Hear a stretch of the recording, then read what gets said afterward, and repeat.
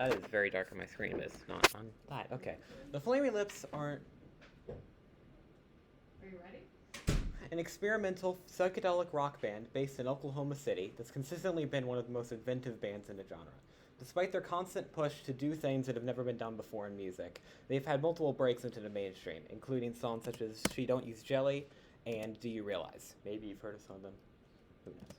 But today I'd like to specifically focus on their 2009 double album, Embryonic, and the unique circumstances that brought it into being. So, at the time of the album's creation, the Flaming Lips consisted of Wayne Cohn, Stephen Drozd, Michael Evans, Evans, I don't know, probably, and Cliff Skurlock. One of these people happens to be my uncle, and that is Stephen Drozd. I am not blood related though. It actually, basically, my mom's sister is married to him, if that makes sense. So, pretty much, at the time of Embryonic's development back in 2009, this is according to my mom's remembrance of the events. Stephen, his wife, and his two kids were moving into a new house, but the old house hadn't been sold yet.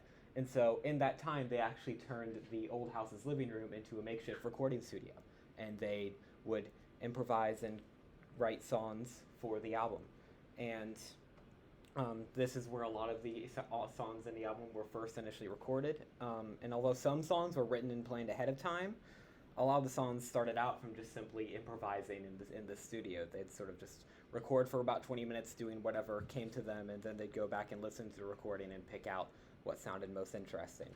So after this, they did record things in a more professional actual studio, but inevitably a lot of the recordings you hear in the final album are actually using sounds recorded in the old living room studio because they preferred the sort of indie feel that the indie sound that it had to it, sort of more homemade. But a lot of the recording studio time in this actual studio wasn't wasted. For instance, as said in a 2009 Flavor Wire interview, the band brought in singer and musician Karen O to provide backing vocals, and in the last song of the album, Watching the Planets, which the backing vocals were mostly just animalistic screaming, so that's something. But during the recording, Wayne noted her impressive ability to imitate a lot of animal sounds, and also just a lot of weird sounds in general. And he thought that was so fascinating that he decided that this sort of prompted the creation of a completely new track in the album called I Can Be a Frog. Although it can be interpreted as something meaning something deeper or some deeper meaning to it, the backstory behind it and just the fact it was just because she made a bunch of goofy sounds kind of gives it a lighthearted, whimsical diversion from the dark, paranoid, and depressing themes that you can find throughout the rest of the album.